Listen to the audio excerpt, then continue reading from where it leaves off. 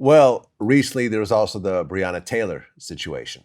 Yeah, rest in peace. Rest in peace, Breonna Taylor. So the story around this was there was her boyfriend who was allegedly wanted, I guess, for drug dealing. The police had a no knock warrant. So they just basically bust into the house and started shooting. They ended up killing her. Yeah, well, she was asleep. Like, they were asleep in bed. Man, that's crazy. That's so crazy. And it's so sad that they trying to sweep that under the rug. You know what I'm saying? Like, and that was a national headline. Like, and they still, the cops are still free, haven't been charged with her murder.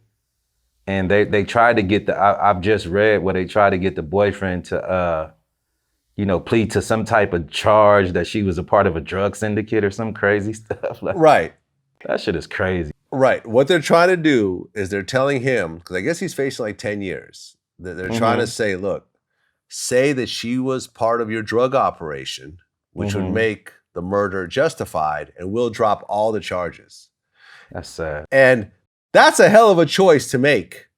It really is, especially when you're for someone, because think about it, like, nothing's going to happen to her if the boyfriend says, yes, she was the kingpin of my drug operation. She's gone. So there's nothing that there's no negative effects on her except for her reputation and her, absolutely, the way she's viewed. And he still has to live his life. And they're telling him that he might lose 10 years of his life by essentially lying on a dead person. Right. And he should. And it's such a dirty trick, though. It's such a dirty trick, but that's what they do. Like,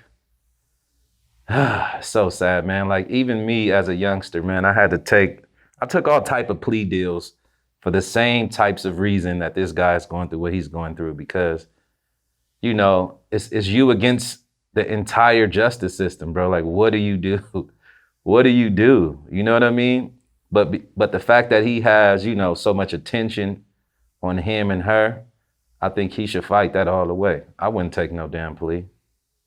And it would be wrong to do her like that, especially if she's really innocent, to soil her name like after her death. That's not cool. Right, because unlike, you in your various situations, there is so much national attention on this story that he probably has free legal assistance from all the best lawyers. Absolutely. But what's going on right now? Yeah. The Innocence Project, whoever, he could do whatever it is. But when you look at a typical person from a low-income neighborhood who doesn't have it is you versus the United States of America. Right. On the other side of that courtroom are 4 top-notch lawyers. Right? 4 world-class prosecutors who are trying to become a DA or trying to run for mayor or whatever else. And they may have to make sure that their track record is impeccable.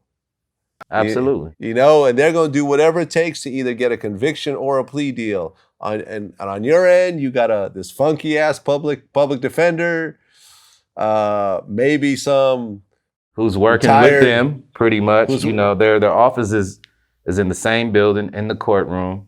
They work closely together. They golf together.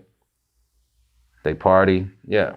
Yeah, they go to the same restaurants, they go to the same bars, and they do deals. They're like, look, I'll have my client plead guilty to all the shit he didn't do, but you're gonna owe me on this big case I got coming up, right? On this paid non-pro bono case that I'm actually getting $100,000, I need you to go easy on this. Right. That's what they do, man.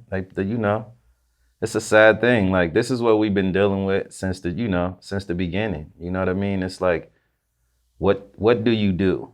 You know what I mean? Like, what do you do as a young black man in this country, who's facing these types of things? Like, what do you do? What's the answer? I don't know.